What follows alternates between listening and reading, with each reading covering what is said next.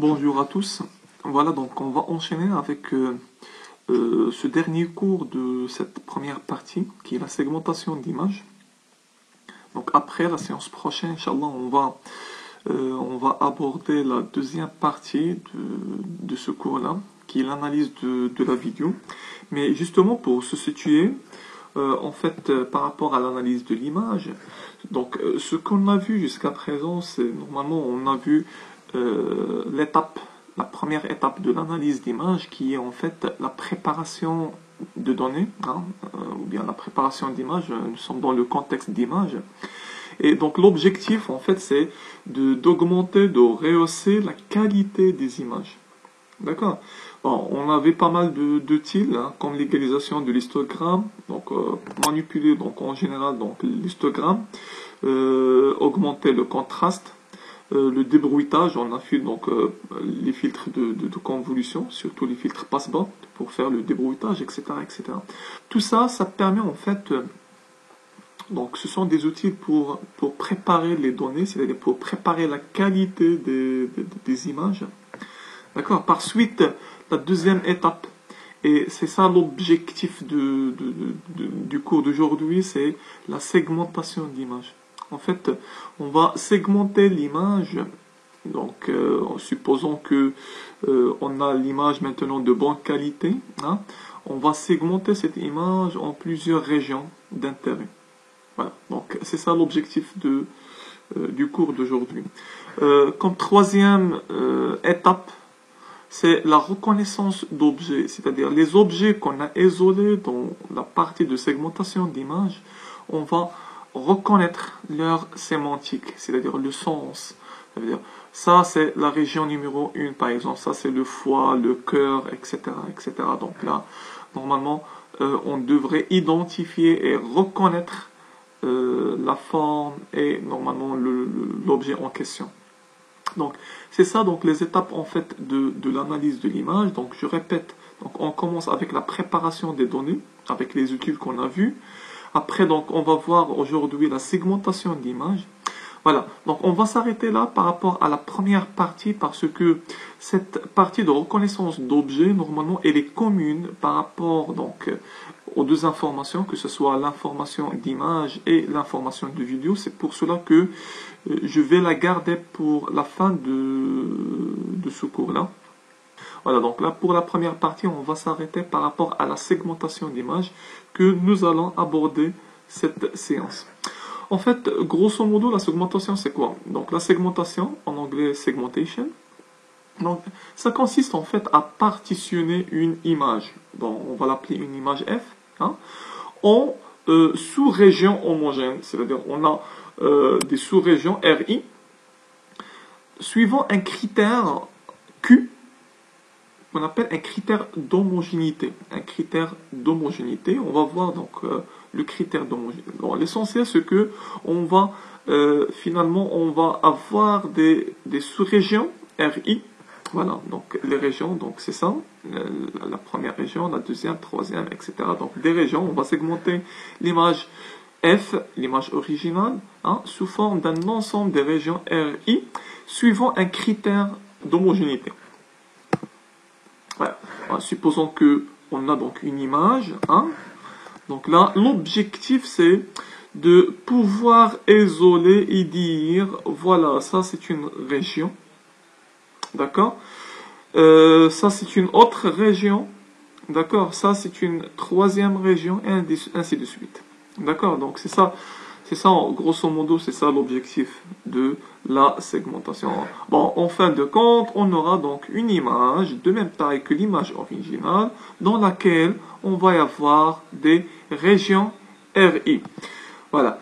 La segmentation donne une représentation au niveau de l'image, c'est-à-dire là, on va faire abstraction des détails internes de l'image. Donc là, je m'en fous des détails internes. Donc là, je m'intéresse uniquement à la région d'intérêt au lieu de s'intéresser aux détails internes. Voilà, le résultat de la segmentation n'est pas unique. Bon, ça dépend du critère. Vous avez pas mal de paramètres, Bon, parmi lesquels vous avez le critère d'homogénéité, la méthode choisie, parce que, en fait, on va découvrir qu'on a énormément de méthodes, hein, et chaque méthode, normalement, elle est applicable dans un contexte bien défini.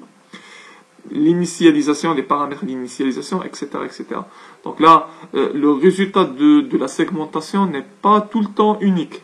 On ne va pas avoir tout le temps le même résultat. Donc, tout dépend du critère d'homogénéité, voilà, la méthode, etc., etc. Donc, comme champ d'application, en fait, on peut normalement utiliser la segmentation des images dans la télédétection. Hein. On peut se baser par exemple sur des images satellitaires de haute résolution. Et donc à partir de ces images en fait de grand format, hein, on peut normalement segmenter, hein, les champs par exemple des régions selon donc par exemple la couleur, selon la texture, selon donc pas mal de critères. Donc finalement, on peut avoir des zones qui sont plus ou moins semblables, hein, des régions semblables à l'intérieur de l'image. Donc surtout, on l'utilise dans l'imagerie aussi médicale. Hein. Donc là, on peut segmenter des parties, hein, on peut isoler quelques parties d'intérêt sur lesquelles on va se focaliser.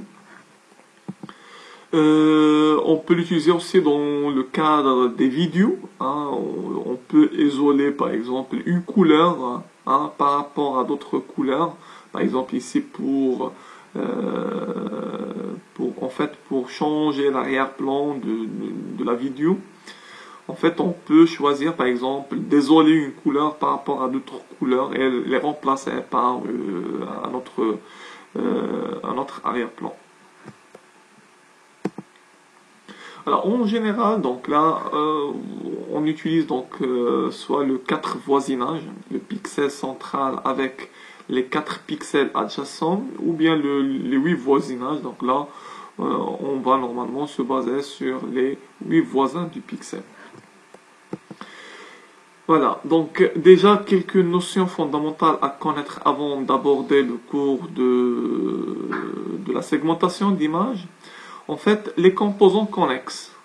Donc, une composante est dite connexe, connected component, ou bien donc une région d'intérêt, donc dans la segmentation d'image, est un groupe de pixels tel qu'on puisse aller d'un pixel de ce groupe à un autre pixel de ce groupe en passant par des pixels de même groupe voisins entre eux.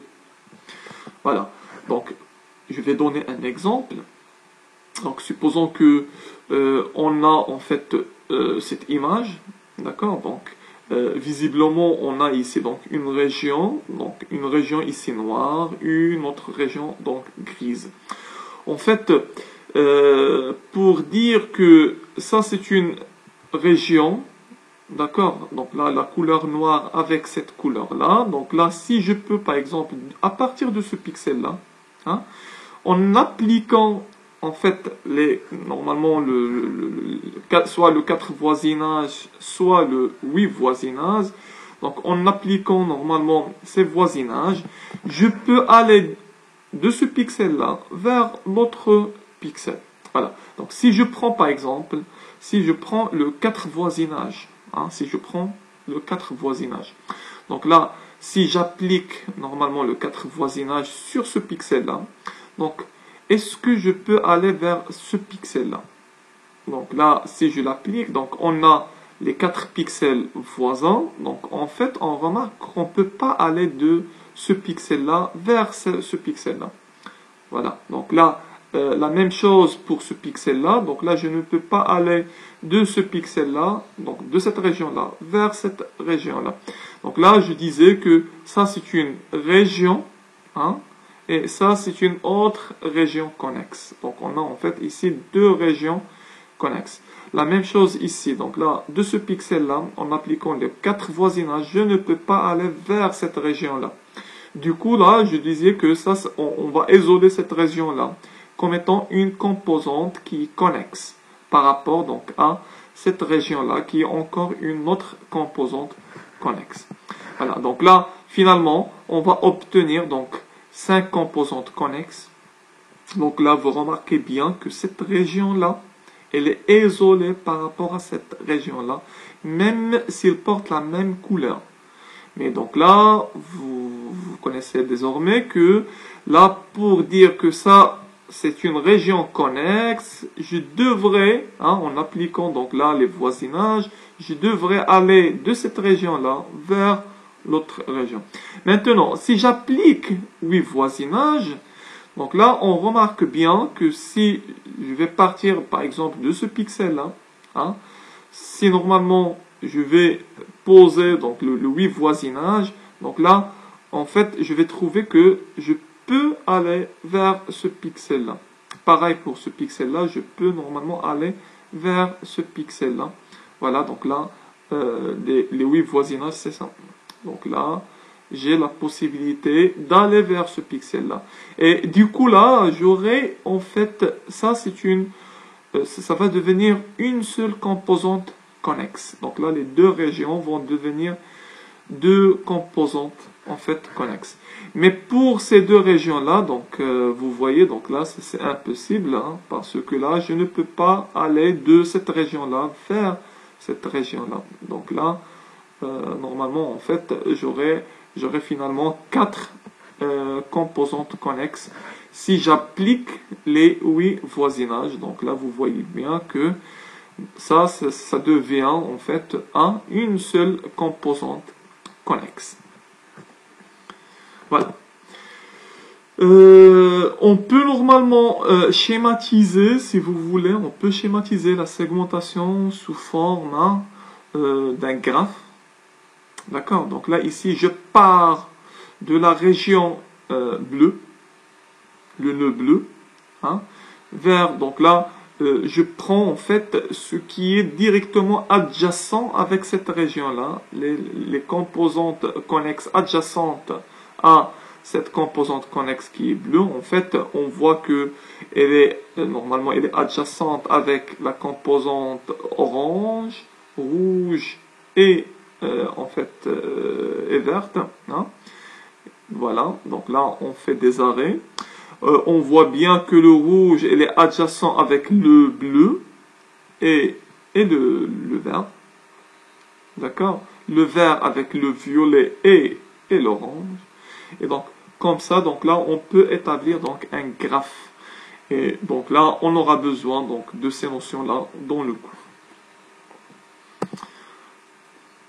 Voilà. Comme je viens de signaler tout à l'heure, la segmentation consiste à partitionner l'image F, bien sûr, en région RI, suivant un critère d'homogénéité Q. Voilà. Donc là, en fait, parmi donc là les propriétés de la segmentation, c'est que si je fais l'union de toutes les régions, je devrais avoir l'image F, c'est-à-dire là, l'ensemble des régions recouvre la totalité de l'image F. Si je fais l'intersection entre deux régions différentes, c'est-à-dire deux composantes connexes, je devrais trouver l'ensemble vide. Voilà, donc il n'y a pas de recouvrement entre les régions. Bien sûr, parce que normalement, ça devrait être établi suivant un critère d'homogénéité. C'est-à-dire là, la région RI devrait être absolument donc différente par rapport à la région RJ. Ça veut dire qu'il n'y a pas de chevauchement entre les régions. Bon, si j'applique le critère d'homogénéité de RI, elle est valable pour tous les pixels de cette région-là. C'est-à-dire là, le critère est valable pour l'ensemble des pixels à l'intérieur de cette région. Bon, si j'applique le critère d'homogénéité sur l'union RI et RJ, c'est-à-dire là je pars de deux composantes connexes qui sont différentes, je devrais absolument trouver que c'est faux parce que, bon, si c'est vrai, je vais dire que ça, c'est une seule composante connexe. Voilà, donc normalement, il n'y a pas, donc l'intersection c'est l'ensemble vide, il n'y a pas donc de recouvrement entre deux composantes connexes. Alors, le critère d'homogénéité Q est non vérifié par l'union de ces deux régions adjacentes. Donc, quelques exemples sur les critères d'homogénéité. En fait, vous avez le niveau de gris. D'accord? Donc là, le niveau de gris, par exemple, ici, donc un simple seuillage. Si par exemple, un pixel est inférieur à une valeur, voilà, donc là, le seuil, hein. Si c'est inférieur à une valeur, je disais que voilà, donc c'est du noir. Si elle est supérieure, c'est du blanc, etc. Voilà, donc ça c'est un critère. Je peux me baser sur la composante de couleur. Et on a vu donc là les espaces de couleur la dernière séance. Donc là, je peux me baser sur, par exemple, les 3 channels, en fait, pour établir donc un critère. Et on va voir ça donc dans le cours.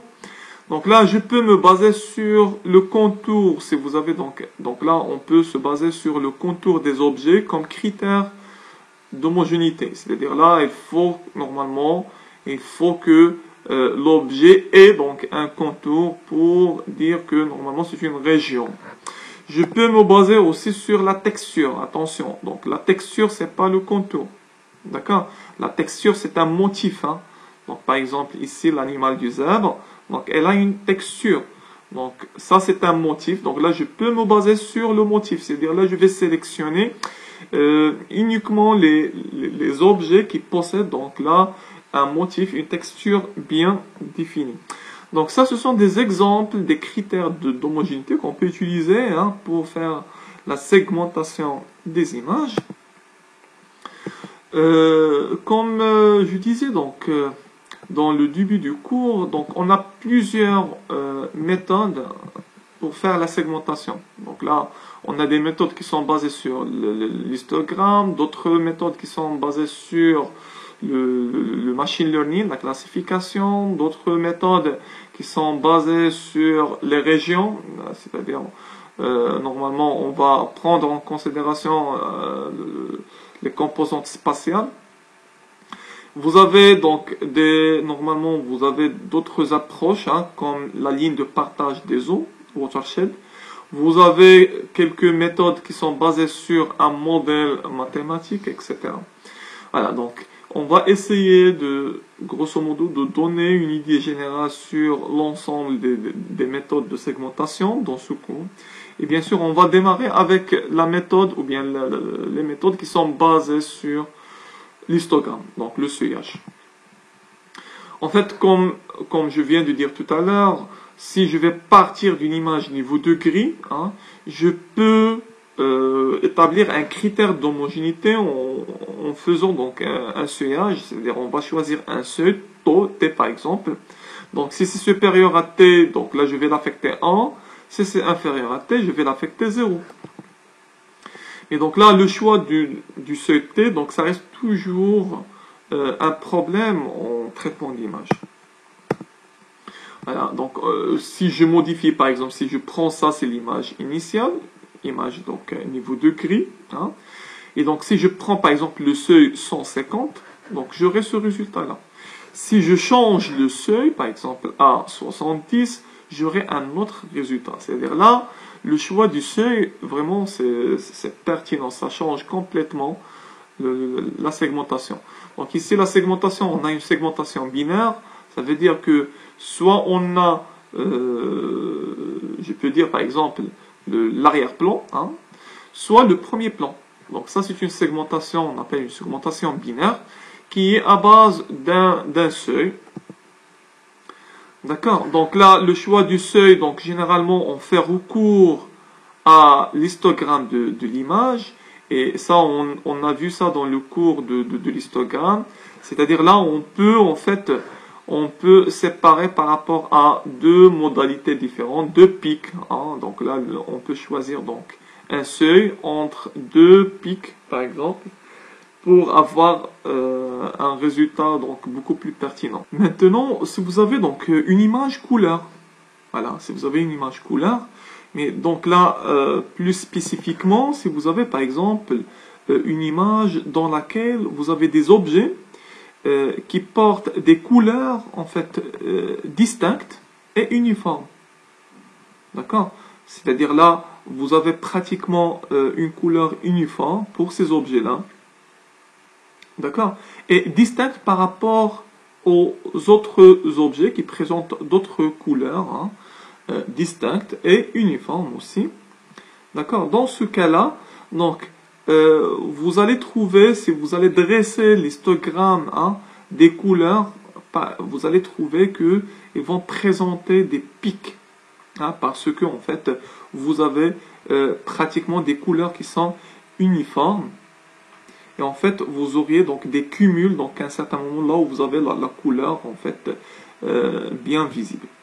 Et donc là, si on dresse en fait l'histogramme, vous allez trouver donc dans l'histogramme donc un genre de pic ici, dans le cumul normalement de pixels, hein, dans une couleur bien spécifique. Vous allez trouver donc ici, normalement c'est distingué par rapport aux autres zones. Et du coup là, je peux normalement isoler cette partie-là de l'image selon en fait cette marge-là.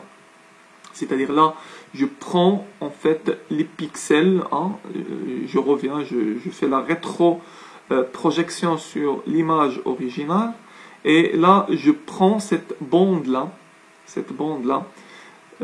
dans l'image originale pour en fait distinguer, hein, des objets en question donc, qui portent donc, une couleur, hein, bien spécifique. Voilà. Donc c'est ça donc l'objectif. Et là on parle de la segmentation en fait dans l'espace dérivé de l'image. L'espace dérivé parce que en fait on cherche le maximum. Ici on cherche le pic, le maximum. Là c'est comme si on va dériver donc en fait la fonction de l'histogramme. Voilà, donc chaque pixel est décrit selon certains channels. Donc là, soit le rouge, green, bleu. On peut parler de hue, saturation value, etc., etc. Donc là, les espaces couleurs dont on a parlé la séance dernière. Donc l'algorithme travaille sur plusieurs histogrammes, un par channel. C'est-à-dire cet algorithme-là, qui est Recursive Histogram Splitting, RHS. Donc là, normalement, on va attribuer pour chaque channel. Donc, normalement, on va travailler sur son propre histogramme. Donc, supposons que vous avez l'image initiale. Donc, ça va donner, en fait, si on travaille sur l'espace du couleur RGB, ça va donner, en fait, 3 histogrammes. D'accord? Ici, de 0, c'est-à-dire du noir, jusqu'à la couleur pure, hein, rouge. Donc ici de 0 jusqu'à la couleur pure vert, et même chose pour channel bleu. En fait, ce que nous allons faire, c'est qu'on va chercher dans chaque channel, on va chercher le pic. Hein? On va dériver en fait cette fonction-là pour chercher en fait le maximum. Et donc là, lorsque je cherche le maximum, je vais prendre cette bande passante. Et là, je vais faire la rétroprojection sur l'image originale pour chercher les pixels qui appartiennent à cette bande passante. Voilà. Et là, on va supprimer, on va isoler cette partie-là. Hein. Ça c'est normalement, ça c'est la région numéro 1. Hein. Et on va la supprimer. Et on va réitérer, on va faire la réinjection, hein, de régions de taille suffisante.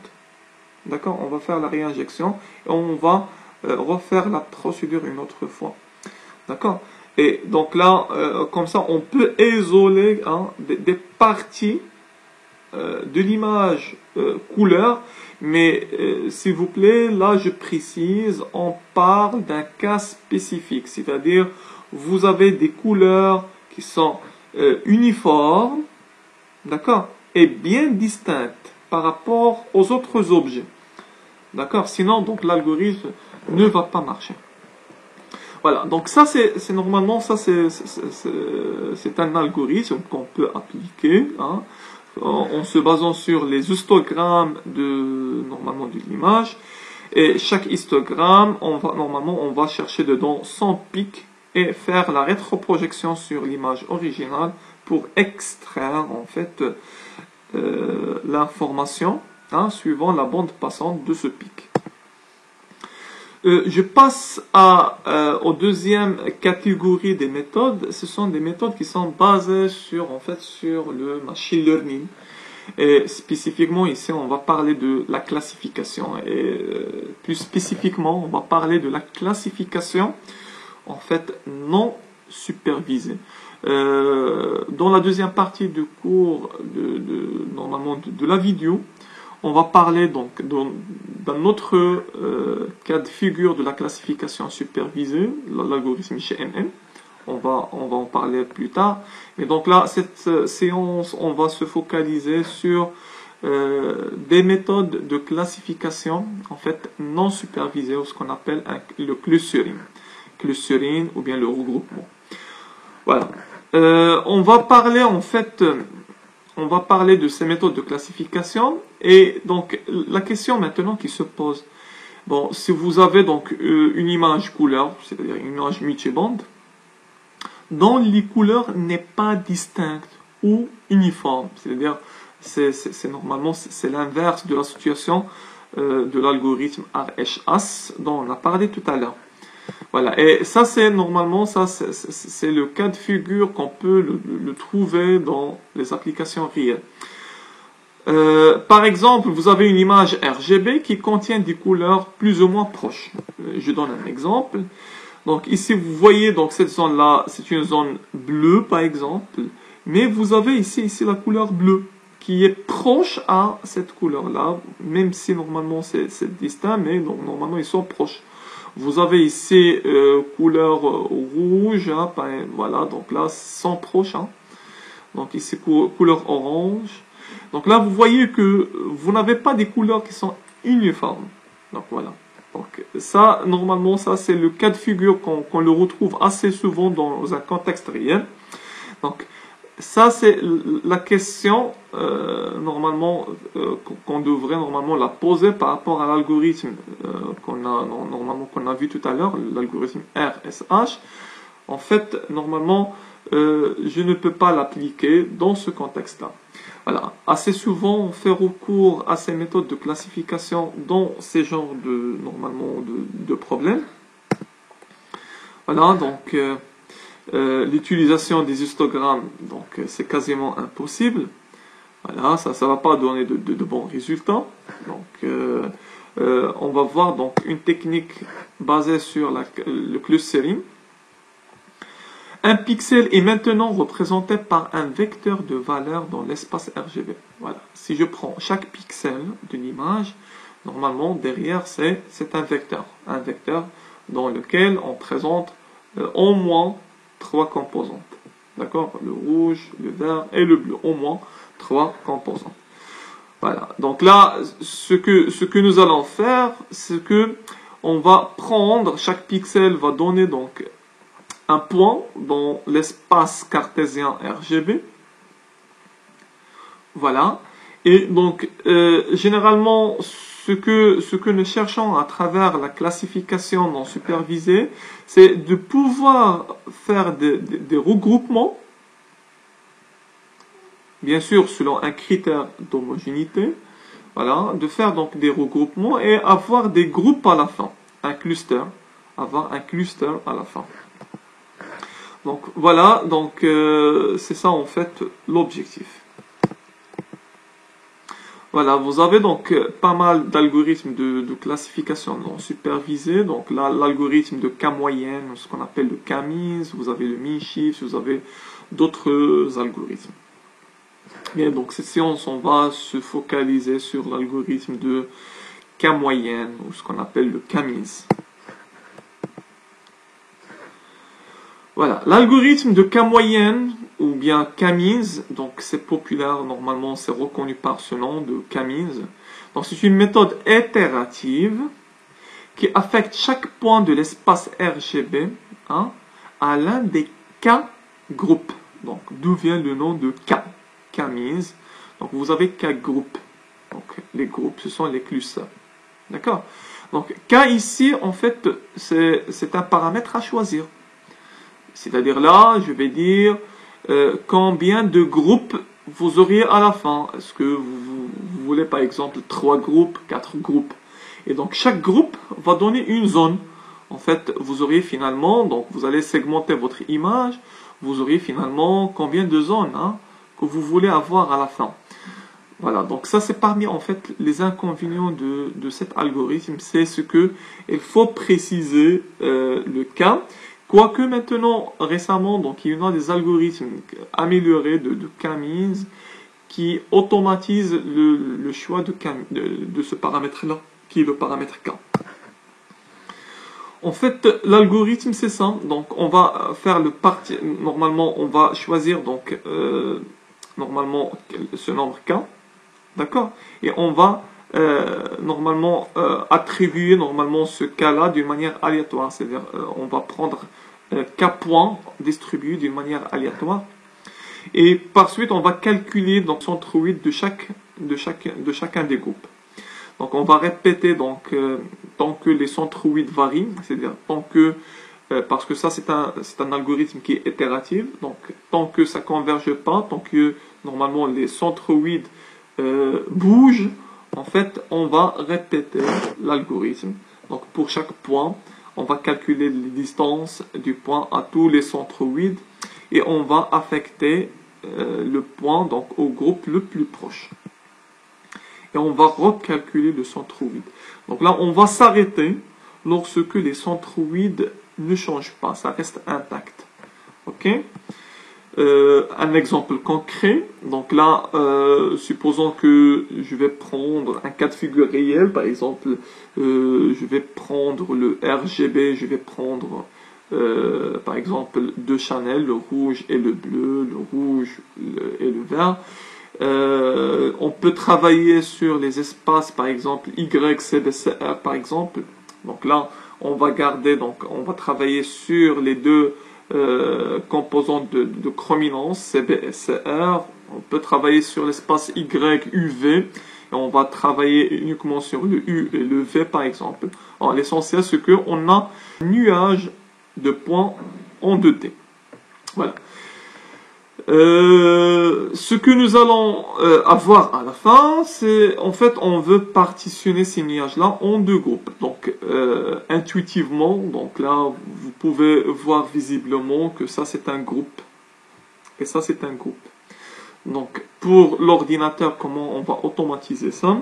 Donc puisque on cherche en fait k est égal à 2, c'est-à-dire on cherche deux groupes en fait, on va prendre deux points.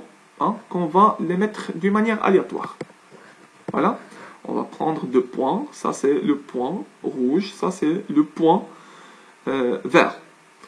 Donc, ce que nous allons faire, c'est que on va calculer pour chaque point, on va calculer la distance par rapport à ce point-là qui est le point vert et par rapport à ce point-là qui est le point rouge. Et on va affecter ce point-là au groupe dans lequel la distance est minimale. C'est-à-dire là, je vais affecter ce point-là au cluster, ça c'est le centroïde, on a deux centroïdes, je vais l'affecter au cluster vert, parce que c'est plus proche du cluster vert que le cluster rouge. Donc là, je fais pareil pour les autres points, je calcule la distance ici et là, et je vais normalement faire appartenir ce point-là à l'une des clusters selon la distance minimale. Voilà. C'est bon? Donc, on aura ça comme résultat. Et maintenant, ce que je vais faire, je vais calculer, ça c'est le premier groupe, ça c'est la première itération, le premier groupe. Donc là, je vais normalement calculer maintenant le nouveau centroïde. D'accord? Bon, a priori, ça devrait être là en se basant sur les distances. D'accord? Et je vais faire la moyenne des distances. J'aurai donc là, je vais calculer le nouveau centroïde, c'est ça. Voilà, donc là, je suppose, ça c'est la première itération. Donc, comme deuxième itération, ce que je vais faire, je vais réitérer, je vais faire la même chose. Donc là, je vais calculer, donc là, la distance entre ce centroïde-là et l'autre centroïde. Et je vais faire appartenir ce point-là au cluster dont la distance est minimale. Et voilà, donc là c'est le résultat. Maintenant, je vais recalculer le centroïde. Donc tant que le centroïde bouge, je réitère. Tant que le centroïde bouge, je réitère. Voilà. Donc là, je vais faire la même chose. Donc là, à chaque point, je calcule sa distance par rapport aux deux centroïdes. Et je fais appartenir selon la distance minimale. Voilà. Je réitère. Je recalcule le centroïde. Voilà. Ici, pratiquement, le centroïde ne va pas bouger. Parce que les points, quand est-ce que les centroïdes ne vont pas bouger? C'est-à-dire lorsque vous avez tous les points vont appartenir au même cluster. Donc là, vous allez garder les mêmes distances en fait. Donc si vous gardez les mêmes distances, donc là, bien sûr, le centroïde ne va pas bouger. Et donc à ce moment-là, on va s'arrêter. Et là, vous voyez que on a pu en fait isoler donc les deux groupes. Voilà. Donc, je prends toujours l'image originale. Donc, si je vais choisir k est égal à 2, k est égal à 2, ça veut dire que on aura en fait deux clusters, deux groupes, deux zones en fait. Voilà, donc, ça c'est, normalement, vous allez trouver deux couleurs ici. Donc, ça, soit vous avez le blanc, soit vous avez ici, donc là, le vert. Donc ici, en fait, on a deux zones. Si j'augmente le K, donc ça veut dire qu'on aura donc quatre en fait, clusters. Et là, vous voyez que vous avez le blanc, le gris, le jaune et le vert. Donc là, ça, ce sont en fait des couleurs, je peux donner des couleurs aléatoires. Ça n'a rien à dire avec les couleurs ici. Donc là, ces couleurs-là, c'est justement pour identifier les zones, ni plus ni moins. C'est-à-dire, c'est pas forcément, ça va normalement porter les mêmes couleurs de l'image. Donc là, on voit bien que tant que j'augmente le nombre K, tant que j'aurai beaucoup de zones à l'intérieur de l'image, et ça c'est normalement, en fait, ça c'est logique.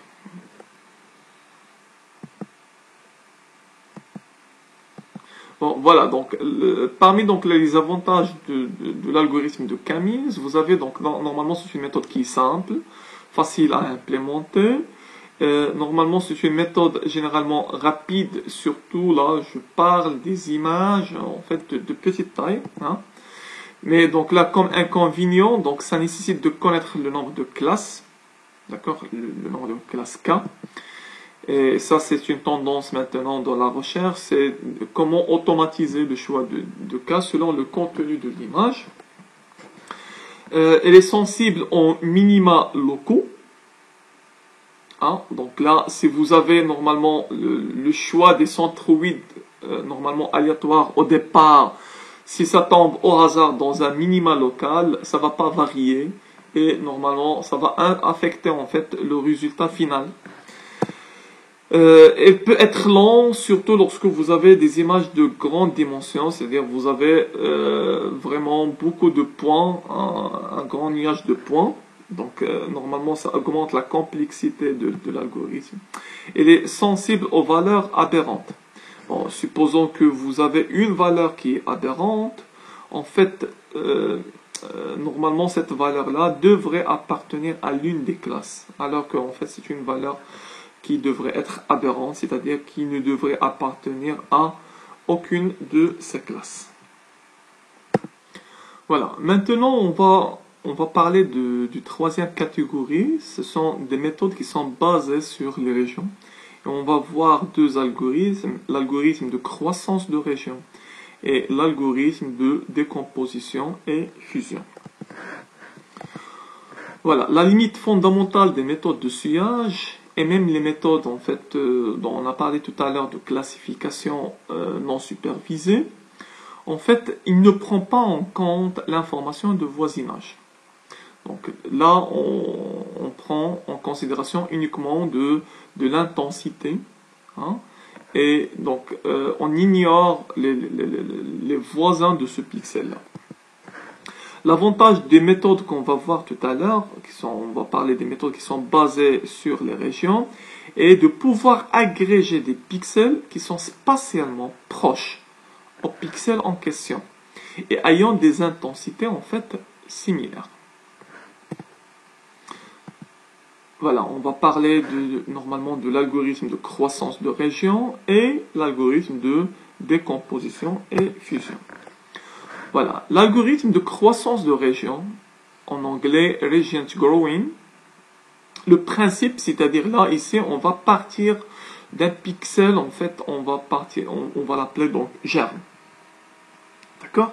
Et ce que nous allons faire, c'est qu'on va agrandir ce pixel-là jusqu'à ce qu'il va recouvrir, en fait, la zone en question, la zone qu'on cherche. D'accord? Et bien sûr, ça devrait être suivant un critère d'homogénéité spécifique. C'est-à-dire là, on va spécifier un critère d'homogénéité, c'est-à-dire l'agrégation d'un pixel normalement à ce germe-là devrait normalement satisfaire un critère d'homogénéité. Donc, c'est ça. Donc là, on va partir d'un germe. Supposons que je vais isoler cette partie-là.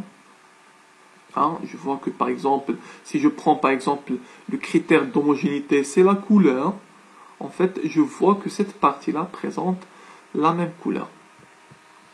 Voilà, donc là, ce que nous allons faire, c'est que on va faire grandir, on va grandir ce germe, hein, jusqu'à ce qu'il va couvrir, hein, la zone. Et bien sûr, tant qu'il trouve un pixel voisin qui est pratiquement similaire au pixel, donc normalement de la région, donc là, elle va l'agréger, et comme ça, donc là, on aura donc en fait un croissement, hein, de cette région, c'est-à-dire le germe initial, on va le faire croître jusqu'à ce que on va trouver la région en question. D'accord? Donc là, le choix du germe, donc on a deux possibilités. Soit on va le faire d'une manière manuelle, c'est-à-dire là on va manuellement cliquer par exemple sur une zone d'intérêt. Par exemple, surtout on l'utilise dans l'imagerie médicale, c'est-à-dire le médecin, s'il veut par exemple cerner un tumeur, il peut se localiser à l'intérieur de ce tumeur-là. Et normalement, on va faire croître la région jusqu'à ce que on va couvrir l'ensemble, hein, des pixels appartenant à ce tumeur. Soit donc automatiquement, c'est-à-dire là, on va lancer le germe automatiquement, mais à condition qu'on va éviter les zones qui sont de forte contraste, c'est-à-dire les contours. On va éviter les contours, donc on devrait le lancer à l'intérieur de l'objet pour faire croître normalement ce germe. Voilà, le critère d'homogénéité, donc si un pixel, là je parle de fm de n, le pixel, donc ça c'est le germe, est une région, normalement si un pixel et une région R sont suffisamment similaires, alors ils sont fusionnés. On va faire croître la région R, donc on va agréger ce pixel-là à cette région-là, c'est les similaires par rapport à cette région-là. Sinon, donc, une nouvelle région est créée. C'est-à-dire là, on va créer une autre région. On ne va pas le faire appartenir à la région R. Normalement, on va le faire appartenir à une autre région, par exemple. Voilà, exemple de critères d'homogénéité. Là, je peux prendre, par exemple, je peux me baser sur, par exemple, le channel rouge, par exemple. Et le mu R, c'est la moyenne, en fait. D'accord? Donc là, si, par exemple, le pixel en question moins la moyenne, hein, du channel rouge est inférieure au seuil, c'est-à-dire moyenne de la channel rouge, c'est-à-dire là elle est pratiquement, hein, similaire. Normalement, si je prends par exemple un T qui est donc trop petit, c'est-à-dire qui est normalement proche, ce pixel-là, elle est proche à la moyenne rouge par exemple. Voilà. Donc là, ça c'est un critère par exemple de similarité, hein. Donc si T, donc là si vous précisez un T élevé, c'est-à-dire que c'est facile d'agréger donc un nouveau pixel. Si T est faible, c'est difficile d'agréger un nouveau pixel, donc ça c'est trivial. Voilà, donc là, normalement, on va choisir entre l'une des connexités qu'on a vues donc dans le début du cours, soit le 4 voisinage, soit le 8 voisinage pour faire l'agrégation. D'accord? Je vais expliquer en fait l'algorithme. La sortie, en fait, c'est la région R à extraire. C'est-à-dire là, la zone que je souhaite extraire. Donc, initialement, je vais initialiser le germe. Ça, c'est le point de départ. Et S, normalement, c'est une liste, en fait, chaînée. Ça contient donc le voisinage du germe. Initialement, je parle, ça contient les voisinages du germe. Bon, on va normalement adopter donc là une liste chaînée en fait normalement de type FIFO, c'est-à-dire first in, first out. Le premier entré, c'est le premier servi. Voilà. Si on adopte par exemple le 4 voisinage, donc vous aurez en fait dans cette liste chaînée, vous avez 4 points, c'est-à-dire les 4 voisins de ce germe-là. Si vous avez 8 voisinages, vous avez 8 voisins. Donc ici, donc, on va partir initialement avec 8 voisins. D'accord? Voilà. Donc là, on va répéter l'algorithme tant que S n'est pas vide. Donc initialement, vous avez soit 4, soit 8 voisins. Donc là, je répète, tant que S n'est pas vide, je vais prendre le point P. Donc là, normalement, ça c'est le premier pixel de la liste S, parce que normalement c'est FIFO. First in, c'est first out. D'accord? Donc là, je vais prendre le premier pixel. D'accord? Si P est homogène avec le germe, hein, donc là, le germe, en fait, on va commencer avec un germe, mais par suite, ça va grandir, ça va croître, ça va devenir une région. Donc, si c'est homogène, hein, suivant un critère d'homogénéité, alors je vais ajouter ce P-là à R. Hein, je vais l'ajouter à R. Je vais faire croître cette région-là. Et par conséquent, je vais ajouter donc les voisins, en adoptant par exemple soit le 4 voisinage, soit le 8 voisinage. Je vais ajouter les voisins de ce pixel-là à la liste chaînée S. D'accord? Bien sûr, qui ne se trouve pas, il ne faut pas y avoir des chevauchements. C'est-à-dire là, je vais ajouter uniquement les pixels qui n'existent pas en fait. Voilà. Sinon, donc on va marquer que P normalement c'est pas compatible, d'accord. Donc là je vais ignorer donc le P, je vais pas l'ajouter dans la région R.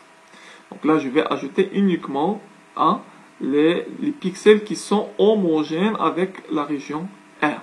Et là je vais croître en fait la région et en même temps donc là je vais agrandir la liste chaînée.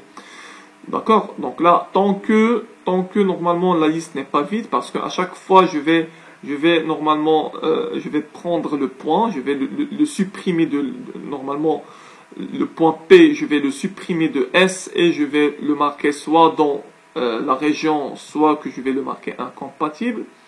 D'accord? Et donc là, tant que normalement cette liste présente des points, je vais répéter. Donc là, je vais faire croître. Donc là, si je vais choisir 4 voisinages, je vais aller dans les 4 directions de pixels. Donc là, je vais croître le germe dans les 4 directions.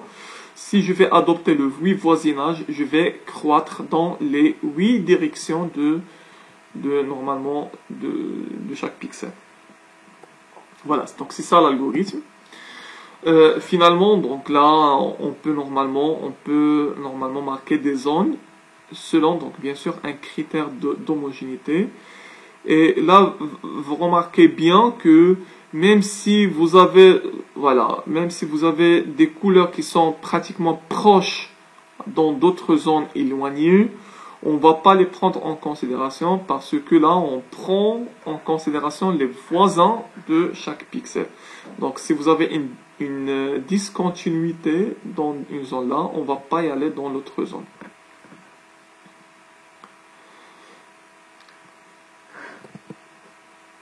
Voilà, donc le deuxième algorithme, c'est l'algorithme de décomposition-fusion, split and merge. Donc là, l'idée c'est quoi? C'est normalement au lieu de regrouper des pixels en faisant donc une croissance des régions. Donc là, pourquoi ne pas regrouper des zones au lieu de regrouper des pixels? On va regrouper des zones qui sont déjà pré-calculées sur l'image. Voilà, donc là, cet algorithme-là, normalement, repose sur deux phases. La première phase, c'est la création des zones homogènes. Donc là, on va parler de split. La deuxième phase, normalement, c'est le regroupement de ces zones homogènes. Là, on va parler de merge. Donc la première phase, on va parler de la décomposition. Donc l'image est stockée dans un arbre. Initialement, l'arbre, c'est la racine. En fait, la racine, c'est normalement, c'est l'image initiale, l'image entière. Et qu'est-ce qu'on va faire? On va diviser l'image entière en 4 sous-régions. À chaque fois, à chaque niveau, je vais découper l'image en 4 sous-régions. On va faire récursivement, donc chaque feuille F est subdivisée en 4 sous-régions. Ce n'est pas assez homogène. C'est-à-dire, si cette région-là n'est pas homogène, je vais la rediviser dans le niveau inférieur. Et ainsi de suite. Et je vais réitérer jusqu'à ce que je vais trouver des sous-zones homogènes. Voilà, donc là, les 4 sous-images sont ajoutées en tant que des feuilles à notre arbre. Donc l'algorithme poursuit tant qu'il reste des feuilles non homogènes à diviser. Voilà, donc grosso modo, donc si je pars avec cette image-là, ça c'est l'image racine, l'image initiale. Donc la première étape, là, je vais diviser cette image en 4 sous-régions. D'accord? Voilà, donc là, je vais remarquer que cette zone-là, elle est pratiquement homogène. Donc là, je ne vais pas diviser cette zone-là. Donc je vais diviser uniquement, bon, par exemple, je vais prendre ici, le critère, normalement, c'est la variance. C'est-à-dire là, je vais dire que normalement, je vais prendre l'écart type entre deux pixels adjacents, ça doit être normalement égal à 1 par exemple, maximum. Voilà, donc là, normalement on voit bien, ici vous avez 4 et vous avez ici 1. Normalement c'est une zone non homogène. Même chose ici vous avez 3, 7. Donc là, ça, normalement vous avez 3 zones qui ne sont pas homogènes en suivant ce critère d'homogénéité. Voilà, donc là, on va diviser les 3 autres zones en 4. Voilà. Et on va voir si normalement ces zones-là sont homogènes. Si je prends ça, ça c'est homogène parce que l'écart type c'est 1. Donc ça c'est pas homogène. Donc là je vais rediviser ça et ainsi de suite. Voilà. Donc là je vais rediviser en fait les zones non homogènes. Donc finalement je vais obtenir cet arbre. Bon, la deuxième phase, on va faire la construction. On va fusionner en fait normalement les zones adjacentes et homogènes. Donc pour cela, donc là normalement on a 2 manières pour représenter en fait cette normalement décomposition. Soit on va la représenter avec normalement l'arbre quadri. Soit normalement on va adopter le RAG qui est en fait Region Adjacency Graph. En fait normalement ce qu'on va faire, c'est que donc comme je disais tout à l'heure, donc là on va diviser l'image à chaque fois, donc on va diviser l'image en 4 régions. Et là normalement, donc là vous voyez bien, donc ici vous avez une zone homogène, d'accord, normalement qui est adjacente avec 4 régions, donc c'est 4 régions directement. Voilà. Donc on divise. Et maintenant ce qu'on va faire, c'est que on va fusionner en fait les zones qui sont pratiquement homogènes. D'accord, et sont voilà adjacents. Donc, chaque nœud de région adjacent graphe est examiné. C'est l'un des voisins de ce nœud satisfait le critère d'homogénéité. Les deux nœuds sont fusionnés dans, normalement, le RAG. Lorsque plus aucun nœud ne peut fusionner avec l'un de ses voisins, on s'arrête. Ok, donc là, ce qu'on va faire, c'est que normalement, on va partir avec normalement les sous-régions qui sont les plus homogènes et on va les fusionner. Ça va construire donc un seul nœud. D'accord? Et on va y aller avec les autres, normalement. Et on va grandir, on va fusionner les autres jusqu'à ce que normalement on va y avoir un seul nœud qui va regrouper l'ensemble des zones adjacentes, d'accord, et sont homogènes. Voilà, donc ça c'est normalement, ça c'est le deuxième algorithme, l'algorithme de Splice and Merge, normalement qui repose sur la décomposition et le fusionnement des régions qui sont homogènes. Donc maintenant on va parler du quatrième catégorie, c'est la ligne de partage des eaux. En fait on peut voir l'image comme étant une carte d'élévation, c'est un terrain 3D.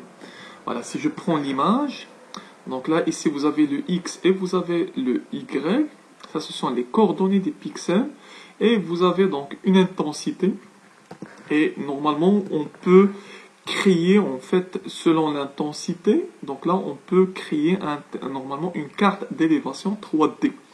Vous avez ici les coordonnées X et Y, et ici vous avez donc là dans la composante Z, vous avez, c'est-à-dire l'amplitude, vous avez en fait l'intensité du pixel. Voilà. Les régions sont en fait les vallées, et les frontières sont, normalement les frontières entre les régions sont les crêtes en fait. L'utilisation normalement de la norme du gradient de l'image, donc ici la carte d'élévation, donc là serait basée en fait sur le gradient de l'image et non pas sur l'image originale. Donc voici, donc là vous avez donc l'image originale. Donc ce que nous allons faire, c'est que on va calculer le gradient de l'image. Donc là, on va appliquer l'un des filtres qu'on a vu, le filtre de Sobel, de Prewitt. Hein. Normalement, on peut appliquer en fait même le Laplacien, si vous voulez. Donc l'essentiel, c'est que on va travailler sur l'espace de dérivée de l'image initiale. Et à partir de cette image dérivée, on va normalement faire une représentation en 3D, c'est-à-dire là, normalement, on va créer en fait, normalement, ça c'est une représentation en fait 3D, et normalement vous avez ici les vallées, ce sont donc normalement les régions à l'intérieur, et vous avez les crêtes en fait, ce sont les frontières, et normalement ça représente en fait ici les contours dans l'image initiale. En fait, normalement cet algorithme de watershed se base principalement sur cette carte d'élévation qu'on a vue tout à l'heure. Et donc ce que nous allons faire, c'est qu'on va remplir progressivement cette carte d'élévation par l'eau dans chaque bassin. Donc ça, ce sont les bassins. Voilà. Donc ici, donc normalement, ça représente une découpe de la carte 3D. Et normalement, ça ce sont en fait les bassins versants. Ce que nous allons faire, c'est qu'on va faire monter, on va écouler l'eau. L'eau va remonter. Donc là, l'eau va remonter, elle va remonter. Donc, lorsque normalement l'eau monte et que deux bassins se rejoignent, donc ce bassin-là, le premier bassin et le deuxième bassin, ils se rejoignent ici, la ligne de partage de l'eau est marquée comme frontière. Donc là, ici, je disais que ça, c'est normalement, c'est une frontière. Ça, c'est une zone. Ok, on remonte. On va marquer, donc là, ici, vous avez un bassin et un bassin adjacent. On va marquer que ça, normalement, c'est une autre zone, deuxième zone, troisième zone. Ça, c'est la segmentation finale. En se basant sur la ligne de partage, en fait, des eaux. Watershed. En fait, cet algorithme-là est très robuste. On l'utilise très souvent dans le traitement et l'analyse de l'image. Mais donc là, il connaît normalement quelques inconvénients. Surtout lorsque vous avez beaucoup de minima locaux.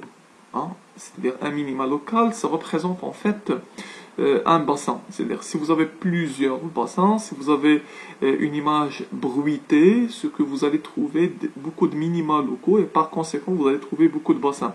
Et par conséquent, vous allez avoir ce qu'on appelle une sursegmentation. Donc là, ici, normalement, ça, c'est l'algorithme qu'on a expliqué tout à l'heure, hein, l'algorithme de Watershed. Normalement, on se base sur soit le gradient, soit le Laplacien. Donc l'essentiel, c'est la dérivée, soit première, soit deuxième de l'image. Hein, les pixels ayant l'intensité la plus faible forment les bassins versaux initiaux. C'est-à-dire là, normalement, les bassins versaux, ce sont en fait, ça représente en fait les pixels, normalement les zones homogènes, c'est-à-dire la dérivée pratiquement nulle ou bien normalement minimale. Pour chaque niveau d'intensité I, pour chaque groupe de pixels d'intensité I, c'est adjacent à exactement une région existante. Normalement, on va ajouter ces pixels dans cette région-là. C'est adjacent à plusieurs régions simultanément. Donc là, je vais marquer ça, c'est une ligne de partage des eaux.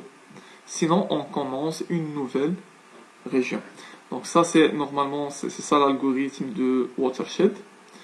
Voilà, donc là, le problème qu'on a soulevé tout à l'heure, c'est la sursegmentation s'il y a beaucoup de minima locaux dans le gradient. Surtout, je parle des images qui présentent beaucoup de contours ou bien des images qui présentent des images bruitées en fait.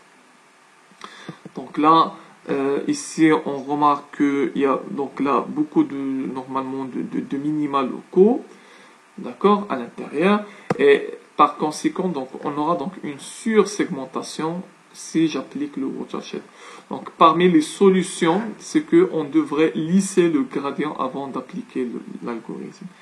Et ça, ça rentre dans l'objectif d'éliminer donc en fait les minima locaux à l'intérieur.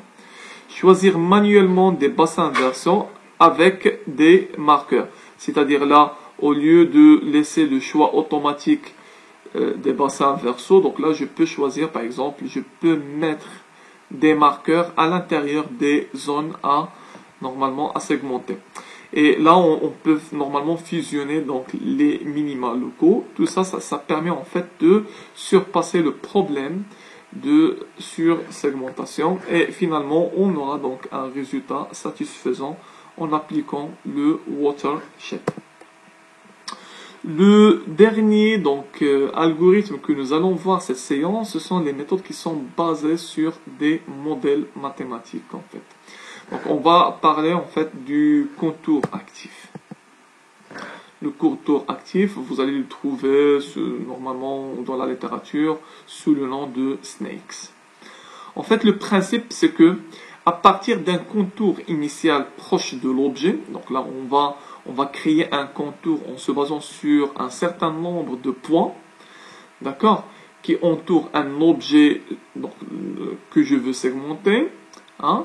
Le contour évolue d'une manière itérative. C'est-à-dire là, il va s'attirer vers l'objet en question et cherche à converger vers les zones de forte gradient. C'est-à-dire, elle va s'aligner avec les contours de cet objet. Ce sont les zones de forte gradient.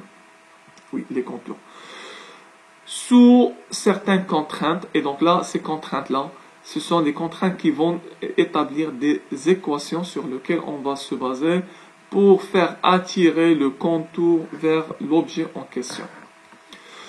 Le contour est modélisé par un certain nombre de points xi et yi qui se déplacent légèrement à chaque itération pour déformer le contour initial.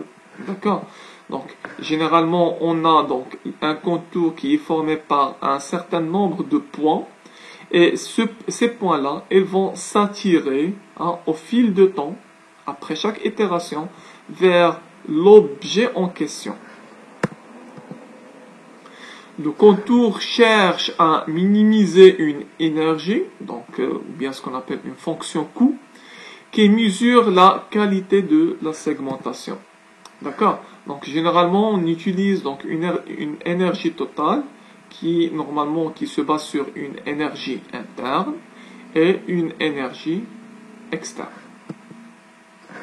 Voilà, l'énergie interne, ça encourage certaines configurations de forme, hein, normalement la forme du snake, normalement du contour actif, comme la régularité, l'élasticité, d'accord? L'énergie externe, ça encourage normalement le modèle à converger vers les contours des objets, c'est normalement surtout, donc normalement vers les zones de fort gradient.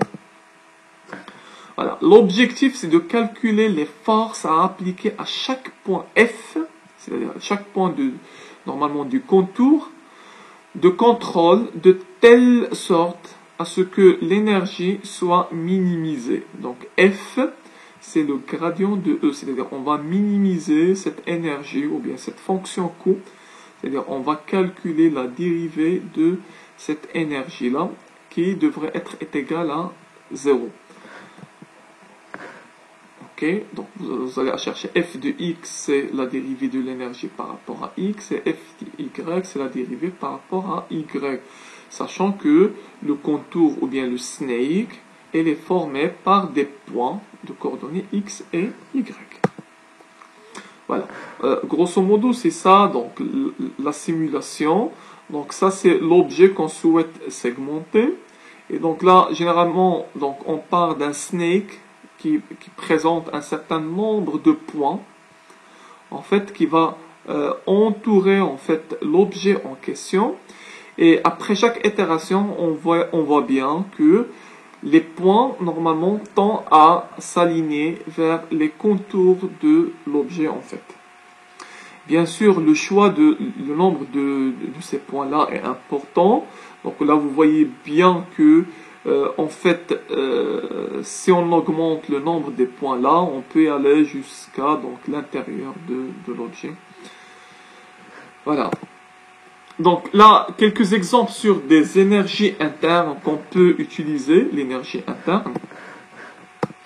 En fait, on parle de l'énergie de contraction élastique. Donc là, on peut normalement, on peut se baser sur un coefficient d'élasticité, K1, multiplié par la sommation de tous les points. Ça, c'est le N, c'est le nombre des points de notre contour actif. Et ça, ce sont les points adjacents, le P de I et P de I moins 1, c'est-à-dire le point précédent. Donc là, ici, vous avez au carré. Bien sûr, donc là, on va normalement pour appliquer donc la force, on va dériver cette énergie-là. Donc ça va donner normalement 2 fois K1 multiplié par xi moins 1 moins xi plus xi moins 1 plus xi normalement. Et normalement, ça va donner, donc là, je suppose ici que j'ai 2 points. Mais en fait, ici, vous avez une sommation. Donc là, je suppose ici que j'ai uniquement 2 points. Voilà. Donc c'est ça les forces qu'on va appliquer. C'est la force F suivant X et suivant Y sur I. Donc là, le comportement s'attend à rétrécir le snake.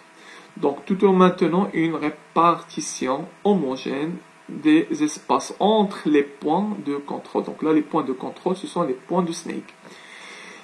Forme, donc là, la forme limite, c'est le point. Un seul point, donc ça, c'est la forme limite. Voilà, donc généralement, donc là, ici vous avez un coefficient qui normalement qui mesure l'élasticité. Donc là, je peux augmenter l'élasticité, je peux diminuer l'élasticité, selon donc là le choix de K1. Donc vous avez une énergie toujours dans l'énergie interne, vous avez donc l'énergie de courbure. On peut normalement utiliser une énergie de courbure en se basant sur donc toujours un coefficient multiplié par la sommation de i est égal à 1 jusqu'à n-1. Et maintenant, je peux normalement utiliser le point suivant, ou bien le point précédent, le point actuel, 2 fois le point actuel, plus le point suivant. Donc normalement, ça tend à redresser le snake et à limiter la courbure. Donc là, la forme limite, c'est le cercle en fait. Donc là, bien sûr, il faut calculer la dérivée pour appliquer la force. Donc pour les énergies externes, donc là, on peut normalement se baser sur les zones brillantes ou sombres. Donc là, on se base sur I. En fait, on va dériver I. Hein. Si je devrais dériver l'énergie pour trouver la force. Donc c'est normalement c'est lambda multiplié par la dérivée de I. Hein. Bien sûr, la dérivée spatiale. Ou bien on peut normalement se contenter sur le contour en tant que maxima de la norme du gradient. Et là, normalement, on va se baser sur moins lambda, la norme du gradient de I au carré. Voilà. Donc, normalement, ça, ce sont des énergies, qui vont nous donner normalement après la dérivée les forces à calculer, que ce soit la force interne et la force externe, pour attirer les points de contrôle du snake vers l'objet en question. Donc finalement, pour terminer le cours, il faut savoir que pour juger une telle méthode, une méthode de segmentation pour dire que ça donne de bons résultats ou non. Donc là, on peut se baser sur des critères d'évaluation, soit subjectifs, soit objectifs. Donc, subjectif, c'est-à-dire on va se baser sur le résultat visuel, on va se dire voilà, ça donne de bons résultats. Donc, objectif, on peut se baser sur quelques critères d'évaluation de la segmentation. Donc là, ici, on a un certain nombre de critères. Et donc pour cela, on devrait avoir normalement une segmentation de terrain de vérité. C'est-à-dire là, en général, on se base le plus souvent sur des images synthétiques. Et on calcule d'une manière idéale la segmentation. Et on applique sur ces images synthétiques, on applique des algorithmes de segmentation. Et on compare ces algorithmes de segmentation avec la vérité de terrain, ou bien ce qu'on appelle le ground truth. Okay? Et donc là, si un pixel là, qui est normalement marqué dans une zone et devrait être dans cette zone-là, dans la vérité de terrain, ce qu'on appelle le vrai positif. Si normalement elle est marquée dans le terrain de vérité, mais elle n'est pas détectée dans la zone, normalement c'est le vrai négatif. Si normalement c'est détecté ici dans une zone, mais ça se trouve pas dans la vérité de terrain, normalement c'est faux positif. Normalement, si ce n'est pas détecté et c'est faux négatif. Et normalement, on va compter donc les pixels, tous les pixels de l'image. Normalement, on va compter en se basant sur la segmentation obtenue et la vérité de terrain. On va compter le nombre des pixels de vrais positifs et de normalement vrais négatifs, de faux positifs et faux négatifs. Et on peut calculer en fait ces critères d'évaluation. Par exemple, la sensibilité est égale à l'ensemble des vrais positifs sur l'ensemble des vrais positifs plus faux négatifs. La spécificité, c'est les vrais négatifs sur les vrais négatifs plus faux positifs. Le jacquard, c'est le vrai positif sur le vrai positif plus le faux positif plus le faux négatif. Le 10 est égal à normalement le 2 fois vrai positif sur 2 fois vrai positif plus faux positif plus faux négatif. Et à partir de ces critères d'évaluation, on peut juger d'une manière objective est-ce que la segmentation est-ce que la technique qu'on a utilisée dans la segmentation est parfaite ou non. Donc là, j'espère que normalement j'ai pu résumer les algorithmes ou bien la plupart des algorithmes connus dans l'analyse de l'image pour faire la segmentation. Bien sûr, comme d'habitude, si vous avez des questions, n'hésitez pas à les mettre dans la plateforme de Moodle. Voilà, donc merci pour votre attention et à très bientôt.